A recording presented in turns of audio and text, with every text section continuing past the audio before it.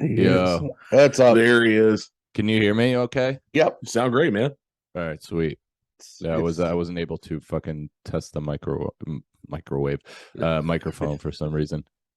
No, it sounds great, man. Don't worry, I took Sweet. care of all the microwave testing for you. I promise. Dope. Hot Pockets have been Yeah. consumed. Things have And happened. scalded Scalded. the roof of your mouth. If I start sounding like I'm a Finnish fencing instructor, that's why it's the top of the mouth is completely gone. You should sell that to Jim Gaffigan. That's one he hasn't done yet. He covered all the hot pockets except for finish, whatever you said. Nice background, boys. You level it Thank up. you. Yeah, it took several weeks of hard work. No, it's a green screen. Just Oh, nice. Yeah. Yeah. I thought you did the classy way and just glued linoleum to a Yeah. that wall. would have been that was the option next- 2, to be perfectly honest with you. We're like, what can we do less than that? It would have been Elmer's glue too. We wouldn't even gone big on the glue. Just No, you gotta off do during as the cheap middle as humanly possible. Yeah. If your background doesn't falter in the middle of your podcast, you didn't make a real podcast. You're not really zooming. Yeah, no. So how's everything going with you, man? Good, dude. I am on 11 minutes of sleep. This should be Oh. sick. Well, we will Yeah, we'll keep it this quick, brief, dude. but We'll keep dude, we are so happy as always to fucking talk to you. You're just the best guy, and once again, Oh man, you have changed the current of the world, at least in our perspective, because you've dismantled with your last special, your crowd work special. Mhm. You have dismantled 2 years of pain and violence and hatred and all this bad shit in one word by referring to the pandemic as the pandy. The pandemic holds no more power to me anymore. It's all gone. One word. And I will spoil bits. I loathe to do any of that, but Jesus Christ, you did it again. I appreciate that. I think I don't even know. I think that might have been the first time I ever called it that too. It just like it was just a full evening of green lighting silliness, which I'm actually like I think I want to get back to that mentality because I don't know if I've ever had more fun than that night.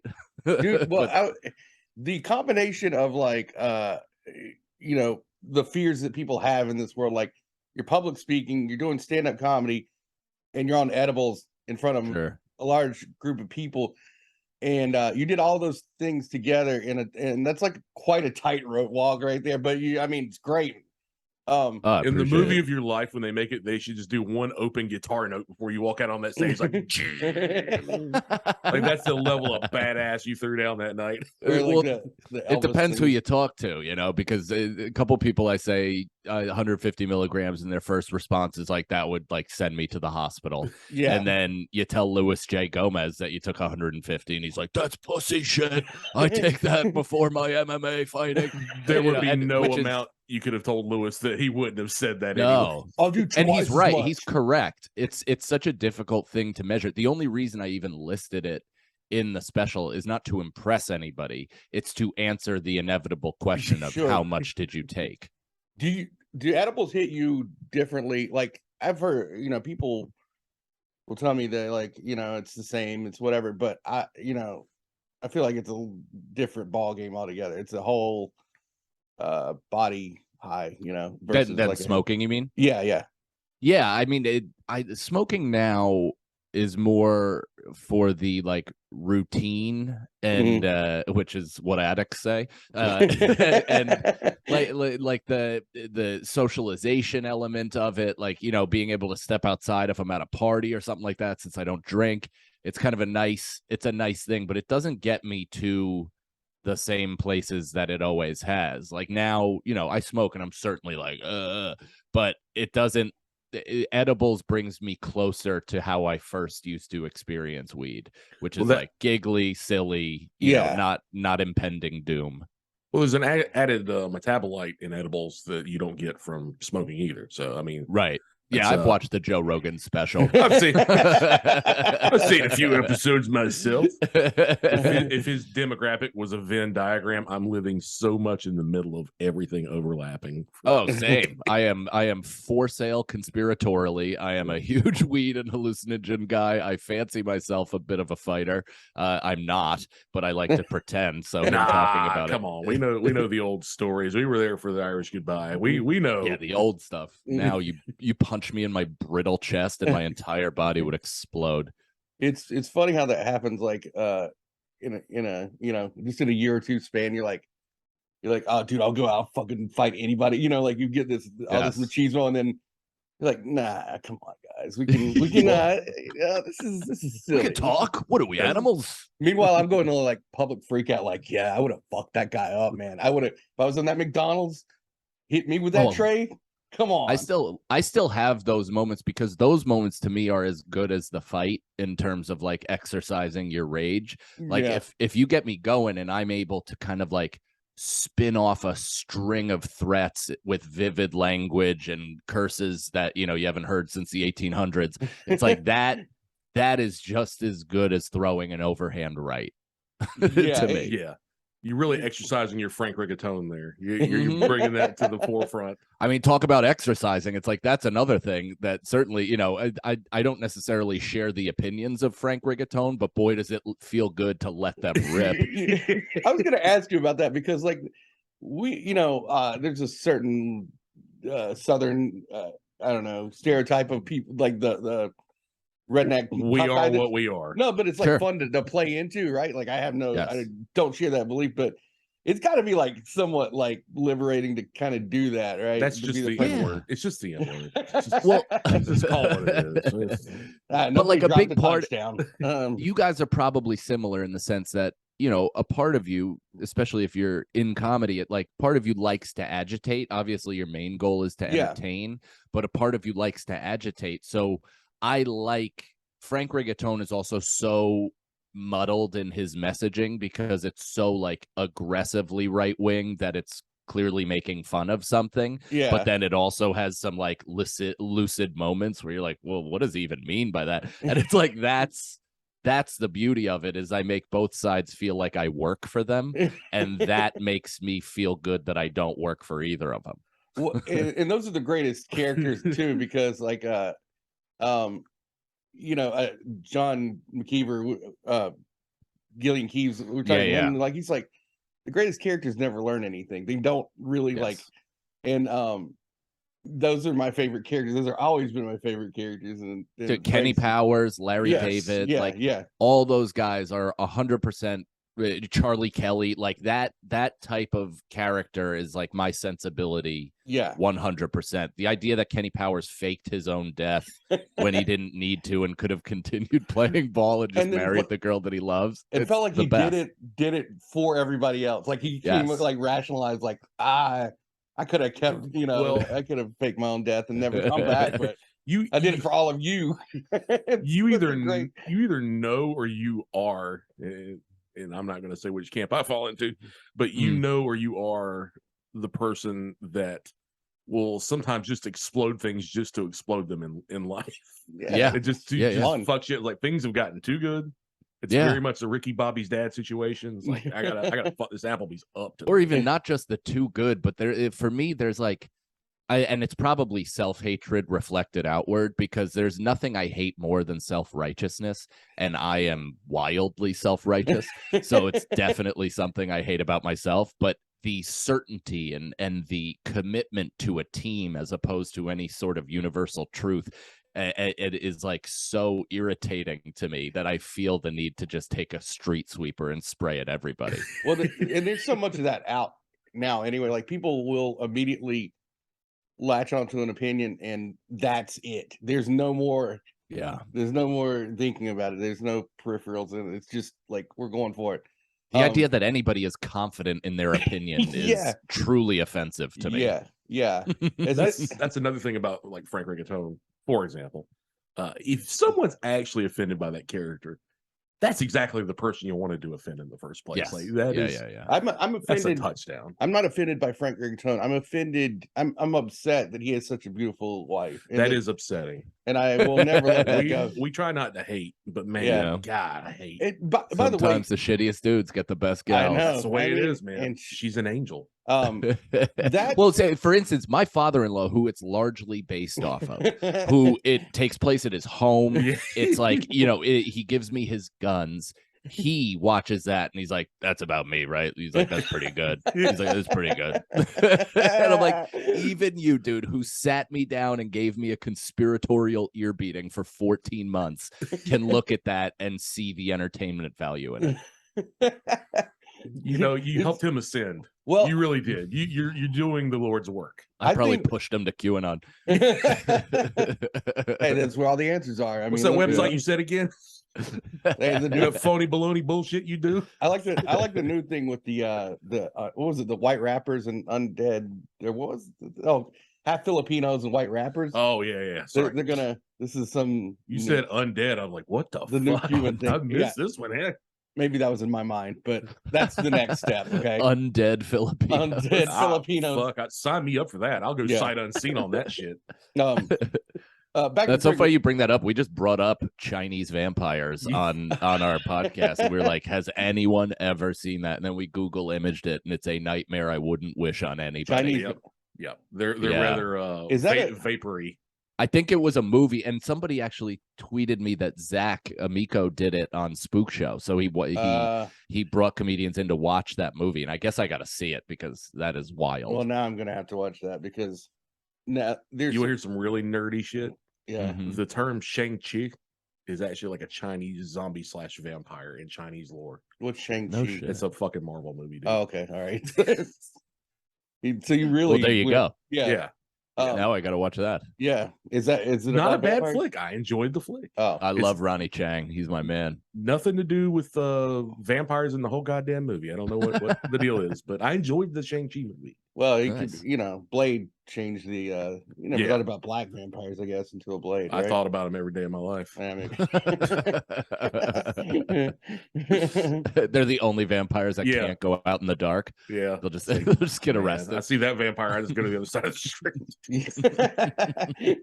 I just got back from Philly, so like I think he hit all of Kensington up there. Yeah, it's... the whole area is just dead bodies on the fucking side of the street. Back to Frank Rigatone. I was gonna, when you guys were on Disgusting Hawk, that run of what you guys did was holy shit amazing. Like the story, the way it sort of unfolded, and how thanks, man, it was pure genius. Like I don't.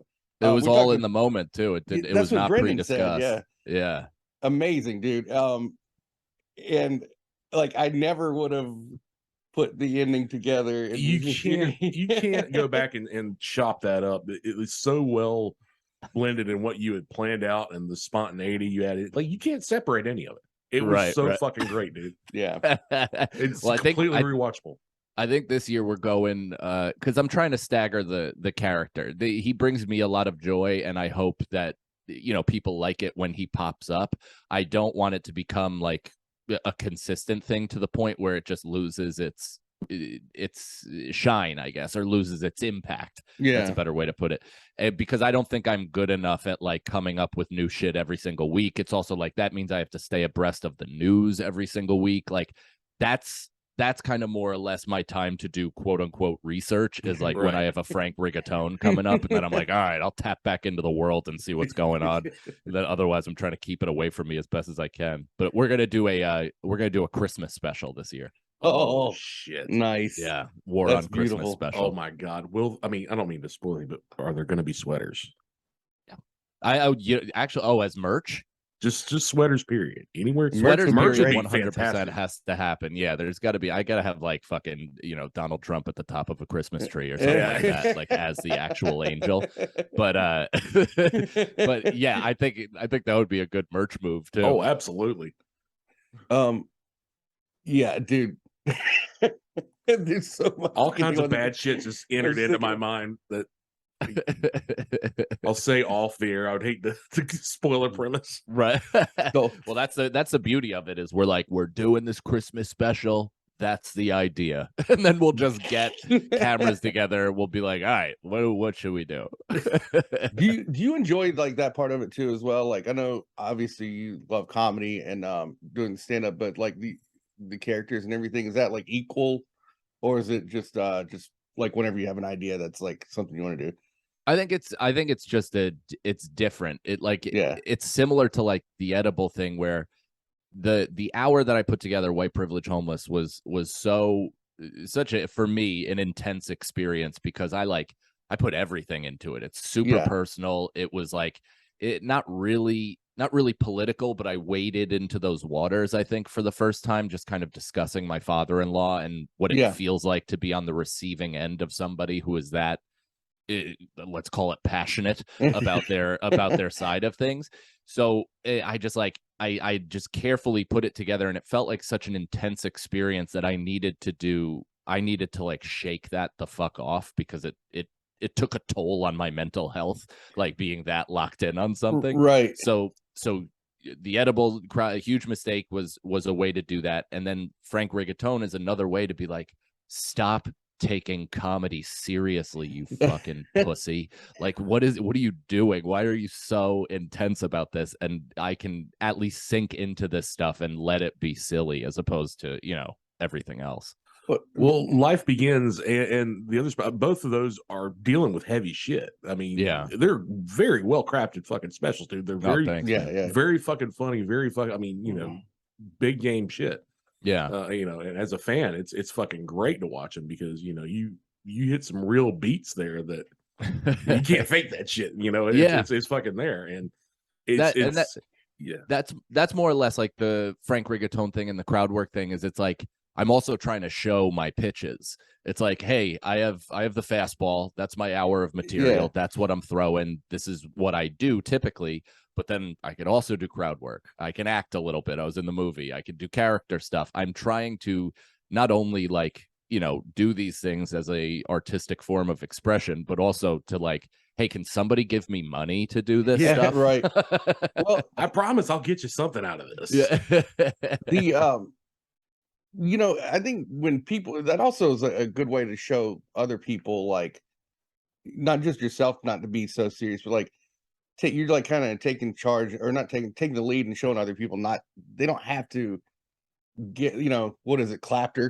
People don't have to see clapter, That's all I ever want. I just want people to agree with my points. Yeah. I want people to know solemnly how smart and just clap, how smart and right I am. You're right. You'll get there one day. It's gonna happen one. Yeah. When you find that opinion, it's gonna be awesome. I don't think I'll like someday what you'll be looks. agreeable. Yeah. I don't think I'm gonna enjoy what the crowd looks like that agrees. Well, we just went through Charlottesville, Virginia yesterday. I think that's probably. I've done that. Man, this guy's pretty smart. That was like the first theater gig that I ever did. I did a giant theater in Charlottesville 2 weeks after the hubbub, and I made like the smallest reference to it, like something about like either protecting statues or tearing it, like clearly just an aside. And some guy, and his like truly a good old boy, was like, well, you better learn your history, buddy. And I was like, oh, is there new history about about the Revolutionary War that I'm unaware of? And and then him and like 3 of his buddies waited outside the theater to try to kick my ass. And I was like, you guys are truly doing a ton to that's how you convince somebody. remake your you image. beat it into them. That's what it is. Yeah. It's rare to see an actual stereotype jump right off the page. Yeah, it's fun. Yeah, it didn't help that you were trying to find a torch. I was in Walmart and I was getting eaten up by bugs. I thought, well, why not get some tiki torches? Yeah, they help. And that did not go over well. Sir, they don't sell them anymore. Those aren't in our camping section. Those are in our riot section. Yeah, that's actually with the flags. Yeah, yeah, you know where it is, buddy. Yeah, it's all close to the gun department. Senior haircut. I have bad guy face, so I kind of get that wherever I go. But you have sweet bad guy face, like a bad guy that if like shown a picture of his mother would like turn to the good side. Man, you got me there. Shit, that's exactly who I am. You're like Gandalf Feeney in Is it Get Shorty? Get Shorty. Yeah. I ain't doing this no more. Yeah. Yes. That's you. Not as lovable. You bring an energy that no one else can match. It's like you're this benevolent god of mischief every time you show up and you're really ready to go. Like nobody's gonna operate on that wavelength like you do. I fucking love it. Thanks, man. That's what an awesome compliment. Thank you. Put that on a rider, whatever you want to do. Benevolent god of mischief. Benevolent god of mischief. I'll take it. If you showed up and like offered me 3 wishes, I know that I'm also going to learn something from those 3 wishes. I don't know about you guys. So this is where I'm currently at in my life, is that I've, like I said, with the specials and intensity and the way that I kind of approach comedy, which is seriously because I love it so much. I'm now in this space where I'm determined to have a good time. Like I'm trying my best to enjoy life. I fail at it often because I just like I'm such a head case. I'm operating with a lot of cynicism and negativity. So my way of busting out of that is just to remind myself that I'm trying to have fun. This is fun. Life is short, et cetera, et cetera. And it's nice to hear you say that's how it comes across because I'm working on it. Dude. Well, that's it. That you nailed it with life is short because you get to a point where you're like you get in these small arguments that can turn into massive fights over nothing, you know. And you're like, what am I wasting my time with? When in fact, like you know, as you get older, people die, they pass away, they leave or whatever. But they're gone. Yeah, life moves on, and then you're like, you know, what's important, and really the quality of life is more important than these arguments, these small wins, if you even 100%. Get them, you know. Dude, the guy that told me to do comedy has been dead for 16 years. Wow. Like that's how crazy it is, where it's like I had loss early in my life where we had a bunch of friends die kind of around the same time. So it's like that should have been eye-opening to me, but instead it kind of just drove me to medicate and put all my problems in a different spot, and I'm still dealing with the collateral damage from that. But now it's kind of, as a 37-year-old who has a son who's watching him also try to enjoy life, and you know the stress that comes from managing a family, and you're also trying to be present and have fun and worrying about all the issues and stuff. It is a grounding thing to be like, well, my buddy didn't even have a chance. It literally didn't have a chance to grow up. The alternative is that like I am in a what is it, a privileged position to be able to continue to live and just even try this shit, let alone, you know, fairly succeed.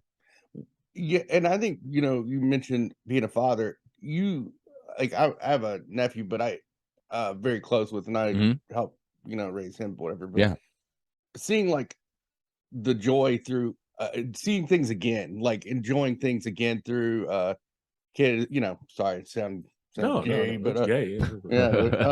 I like emotions. But yeah, I am like, them. Do you know how many messages I've gotten since the crowd work special of people being like, dude, I also cry 5 times a day.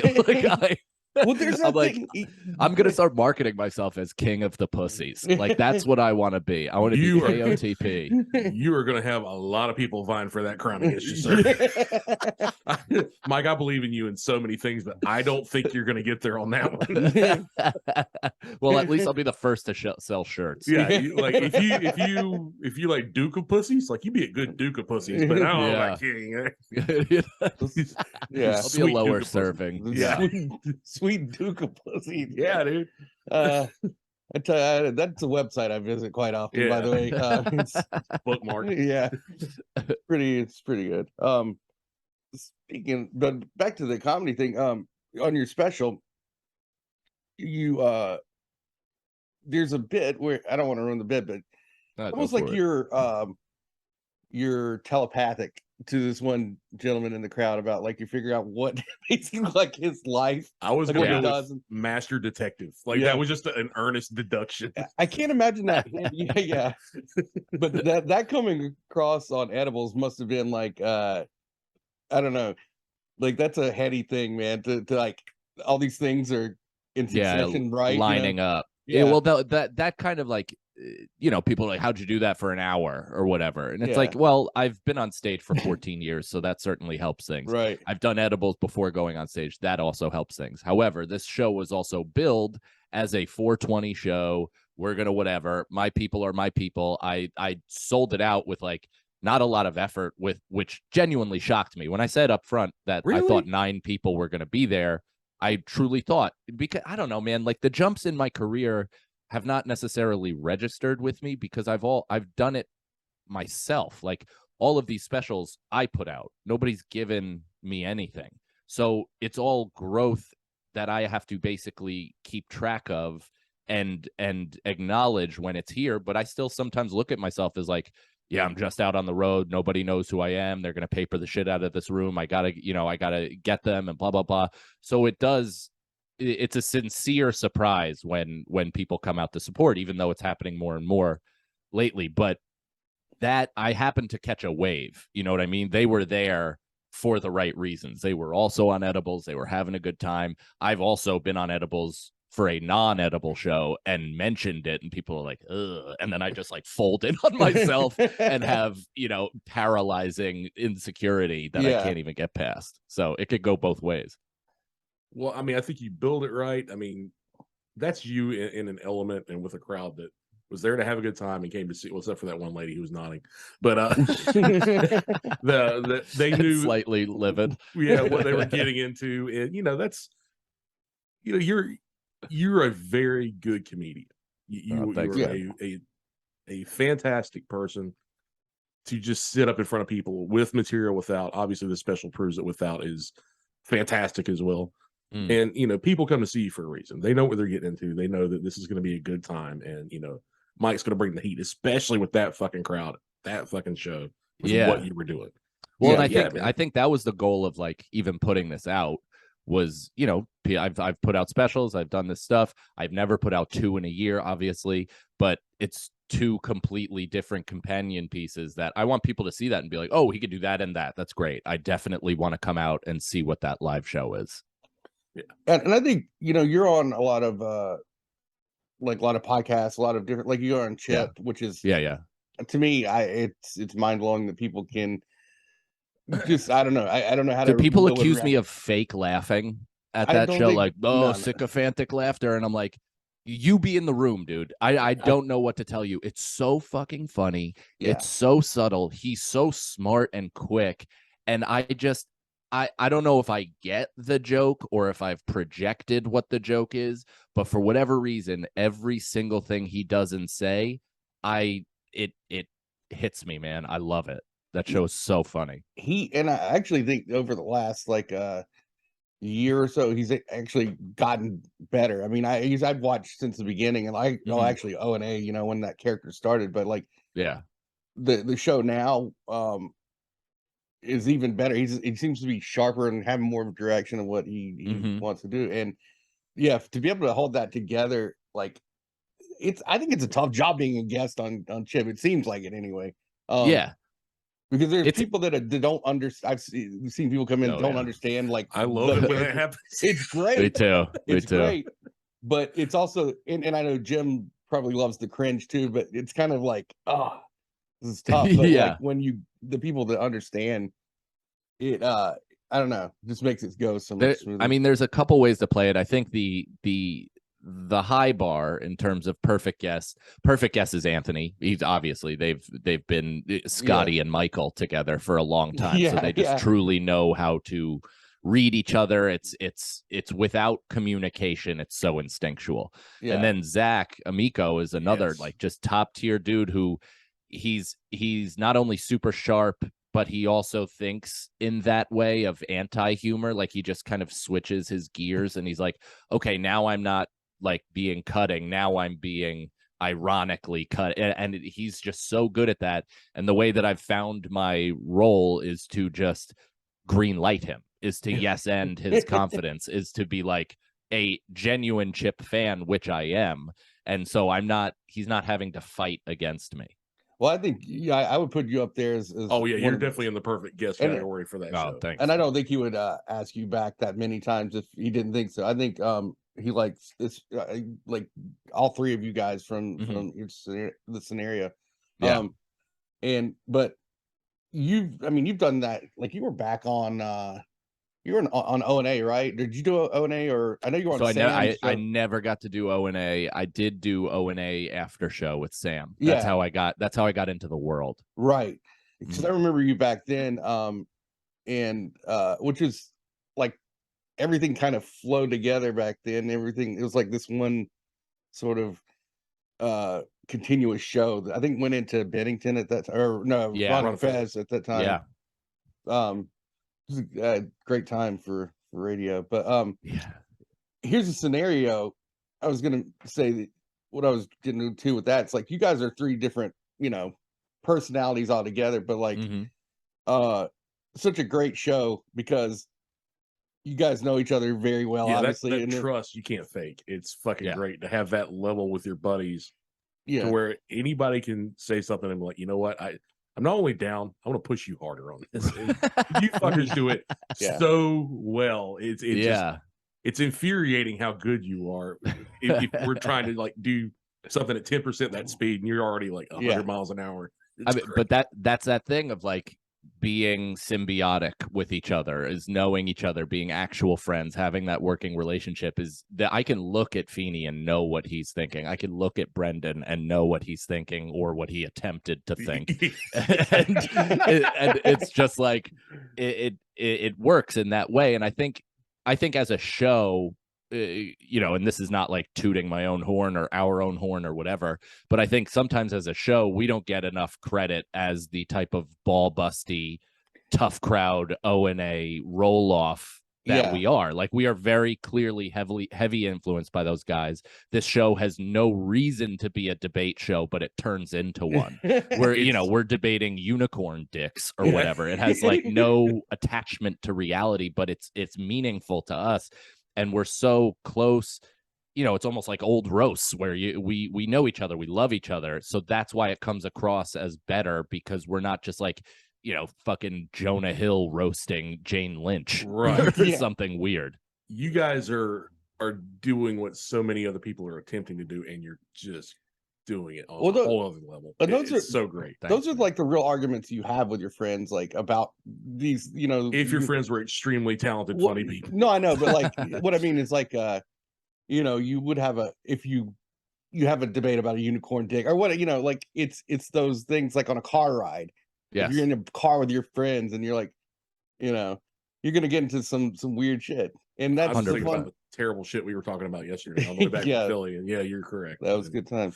And one of the episodes I think that stands out, I think they're all great. The one with Karen, I think she was like your first female guest, right? She was, the energy went, everybody had like different energy. It was really funny, man. It's a really great episode. And I think Karen's like 51% female. She's so funny, especially on radio, but she's got that kind of Norton mind where she is like, her brain goes to the most cutting evil joke that it could possibly go to, and I love that. I like watching her work because her eyes almost like do the shark thing where she has like side lids and they just gloss over and become completely black, and then she just feeds on people. It's unreal. And it's always fun to get a woman in the room, because subconsciously as dudes, even if you're not trying to charm her specifically, if there is something that comes out amongst guys in a room with a girl where you're just like, you go 15% harder. It's chemistry at that point. It is. It's energy. And I think that's and pussy. It's all about the pussy. Yeah, the pussy. No, that's what I found interesting. Brendan's pussy. You got. Hey, Mary Jean, my own. We got into a little bit of a fight over a waitress at a place we went to eat this weekend. No kidding. Yeah, she was about 75, 76. Okay. Oh, us and Mike Rainey from I love Mike. He's the best. we were eating with him, and he took us to his favorite pizza place, and it was so fucking good. He's it's It got ugly, man. We were gonna fist fight in the parking lot over her. No kidding. Well, it didn't help that she comes over. The first thing she says is shaking that hot ass. Yeah. He says that I'm dripping. Just sand wet. falls out from under her skirt. Yeah. She said I'm dripping wet, which is she said it like I'm dripping wet. Yeah. And trying to be a mature adult, you don't, I immediately started laughing. If and I go couldn't help it. anywhere with Mike Rainey and us, there's gonna be nothing really existentially high that comes out of that conversation. It's going to be all filth and craziness and crime. Like that's what it's going to be. That's what it was. A lot of sex. Sounds like a good time. It was. Yeah. Sounds like a fair amount of elder abuse as well. Definitely. It's possibly criminal what happened, but I would call it abuse. It was So we feel you with that chemistry when you get a lady in the room. Oh yeah. I'm sorry for that. Into craziness, but now I'm gonna walk out into my living room with a full erection, but I appreciate it. That's what I said to Mike. I was like, "You trying to get me hard? You bringing it here? What is this place, man? The Philadelphia Italian Hooters over here. What the hell, What a lady! Our lady was rocking 2 fried eggs, nailed to the wall there. It was hell yeah. Oh, yeah. Yeah, it was good stuff. Jesus Christ, what's wrong with me? Sexy. I mean, it's sex, man. Don't be ashamed of it. No, never. Hey, did you sorry, this is random. Yeah. Did you do a commercial for Sirius XM or did you do like a voiceover on the radio or no? Maybe. It's like not the full commercial, but it was like a character on the commercial. And I can't remember what it was for. No, I don't think so. I mean, unless they took something from a show that I did and then repurposed it as a computer. It was very close to Frank Rigatone's sort of voice, and I thought it might be, but I couldn't. I don't know. Could just be something lifting. Is somebody lifting my essence? I think so. It's going to happen more and more. I'm very confident of that. Let's hope they don't do it. I hope they don't. But I would say if it does, it's a good sign. You're like, no, they're going to steal from you, man. Don't worry. Perfect. They're going to steal. Money. As long as I stay financially exactly where I am for the rest of my life, that'll be more than fulfilling. Yeah. No, I think you definitely, dude, the fact that again, that people are all constantly wanting you on their show, you're very well respected. I don't know if you feel that way, but very well respected, very well liked as a comedian. People nice talk about you like, dude, you hear other comedians talk about you and put you in that, like, in high regard. We heard your name waiting in line for a show the other night. No, no shit. Yeah. So that's people really are talking about you who love that's comedy, awesome. who love great things. So that's nice to hear. Yeah, dude. So you're up there, man. And that's good. I'm not being faux modest at all. I promise you. This is like all mentally ill, unwilling, or unable to allow positivity in. But I'm trying, and that is definitely very nice to hear. Well, I'm gonna break through like a fucking Freudian juggernaut today. So I predict, and looking like this again doesn't hurt. I predict in 5 years, no shit, you will have a ton of acting jobs. Like you will be well into like getting movie roles. That'd be nice. I completely see that. I have this website. Like to sell some ticks. I have this website called the Duke of Pussies that they have some acting jobs. It's just a merch website right now. It's just me holding a scepter with a crown, and I'm like, hear you. I'm a cuck. We're gonna take it the other way. It's like the Duke of Pussies is like the Dukes of Hazzard. He's just got a big vagina on the side of a Dodge Charger. Mike's like wearing a fucking skull hat. Me slapping a Confederate flag on a pussy. Yep. That'd be a great show. Just a pussy boy. These two cousins riding around and be like politically correct in a Dodge Charger. No, actually, hey, that bottle's recyclable. How about it, pal? We're going all electric soon. Meanwhile, Hazard County. Oh, that might be a move. I got to get a charger so I can put the gay pride flag on the top and just completely rework that whole premise. And they are going all electric, so you got it coming. Yeah, they actually. Oh, look at that. Yeah, they just announced it'd be a quiet muscle car. Yes. You didn't hear a thing, did you? You rev it, and it's like, Woo. Ding, ding, ding. Ding, ding, ding. Somebody's vacuuming in here. What is that? I've seen strokes louder than this. Dude, that would again back to antagonizing people. That's just like, around here, that's the perfect thing. That car, that premise gate. Oh, it's over. Oh yeah. Yeah, we're gonna have to gay up the General Lee for here for sure. Yeah. Like we're gonna get run out of town, but it's worth it. Oh yeah. You guys are in Nashville, right? No, we're in Central North Carolina near. Oh, Actually, okay. you're coming to Greensboro, right? I am. Yeah. Yeah. So that's what I was like 15 minutes from us. So we'll Oh, be there sick. for sure. Yeah. We will All be right, there. cool. Yeah. Very cool. Yeah, let's hang. I'll be up there. Yeah, for sure. I don't know when I'm landing, but yeah, It's the for sure. 29th, I think, of September. I think Yeah, so. that's Yeah. Yeah. I got a ton of dates. So if anybody's listening and wants to see me live, I have 30 minutes of brand new since the hour, and then I do enough vamping to where I don't get to a lot of my past shit. Chinese so it's good, vamping. but exactly. I'm not gonna do an impression. That's fair. I'll leave that one to me on another episode where people can yell at us, so it'll be fun. It I never got immediately anybody came in to mind. trouble. I want to suck your blood. At the very end, at least you get a fortune cookie. That's right. I'm going to hell. It's empty. It's like, Yeah. nothing left for you, pal. You're done. Yeah. You go to doctor. That's what it always says. It's the easiest fortune cookie in the world. Oh, that's not right. Come on. I'm sorry, Mike. I apologize. No, it's great. I love it. I love it. Dude. Sorry.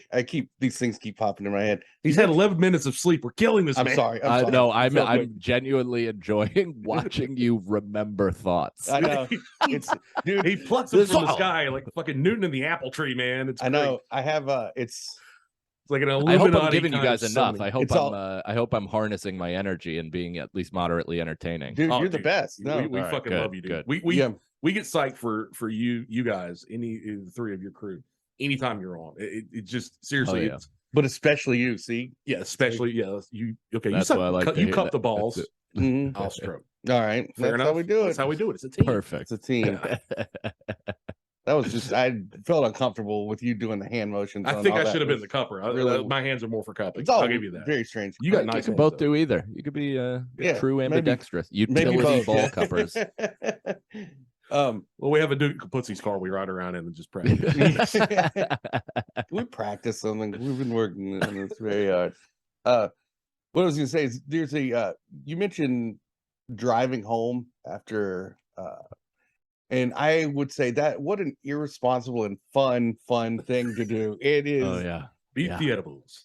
That's a game. That is a fun game. And Dude, I got way more messages about that than I anticipated of people being like, "Me too," and I'm like, "Oh, don't do that." I was Don't saying that is do a it. horrible thing to do. don't do it, but it's so fun. It's so fun. I'll never stop. Dude, what if they You're come like up three- with something in court where it's called Cannon's Law and it's either for or against it? Yeah, Like, this is the thing that makes a legal precedent. yeah. Thou or- shalt not drive into the East River. Or on 200 like it sets milligrams. the limits of it's like if you have so many edibles you can drive so many miles. There's actually a sobriety chart for edibles. Yeah, here for two cannot drive over 25.2 That's- miles. That's some good legalese right there, my man. Damn right. I like to get to, you're like 2 blocks from home, you're gonna sit at a red light and you're like, I'm gonna make it. And then you realize you've been there like through 3 cycles. And you're like, oh, Yes. See, this Yeah, is where I that's fuck cool. up. I've Yeah. never done drugs outside of alcohol. Like that's it for me. oh, Yeah, that's it for a lot of people though. Yeah. Yeah, I know, but I feel like such a hey, they now have weed beverages that are coming out. They do. No, I'm not doing that. I'm Yeah. gonna do I it wouldn't. right. I think if you're new to it, I would recommend getting into it the way everybody else did, which is Yeah. take a few puffs, whatever, and then kind of transition to maybe like 5 milligrams or whatever it might be. But Do I have to do this behind a high school with high school kids first? Or is that just- yeah, dude, that's unfortunately it's I can everybody's That's how you first get all your time. dates. So Yeah. you might as well do that. It got me on the registry. I might So as well who's do it new? now. So you're just asking the kids while smoking. You're like, who's new to school? Hey, what's going on? Fucking- I hate Does booze algebra, work dude. for you though? Like you're still you're still all good with that? Because that was the only reason. Is like I love drinking still, even to this day. I would never say like don't, it's the worst, blah blah blah. It no longer functioned properly for me because the way I like to drink is an unhealthy young style of drinking. Right. So it's just like I could no longer work at it. But for you, it's like you still love it. It still works. Yeah, I don't do it nearly as often as I used to for various reasons. But man, when I do it, yeehaw. I don't drink.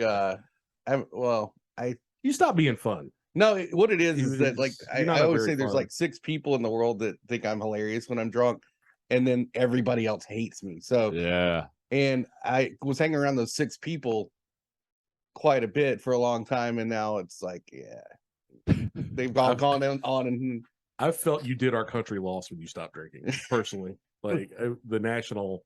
Well, when we get Trump back in, I will drink again. When we get their country back on track, you probably won't be alone, buddy. Stole our fucking election. When they fix those voting machines, that's right. That's gonna be right. rigged. Yeah. Yeah. Now I feel better about all my racist stuff after you said that. Oh, I can go further. Well, Mike, dude. We'll let you go. I know you're tired. You need some rest, buddy. And we appreciate you making time for us. Yeah, of course. I'll come back on, man. I appreciate you guys. Thank you so much. And we'll see you in September for sure. Hell yeah. I am Mike Cannon on Twitter and Instagram. Huge mistake.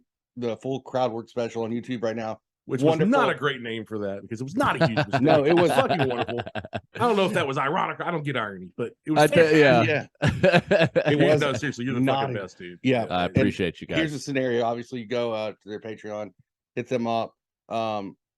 Listen for free if you want to taste it. Yeah. Here's the scenario on everything, YouTube, you name it. A little bit of that. And we got some good guests up there, more to come, and appreciate you boys having me on as always. You guys are the best. Welcome anytime, buddy, and we appreciate you. Yes, sir. All right, dude. We'll talk to you soon. Have fun. Get some sleep. Fellas. All right. Yes, sir. Later. Bye.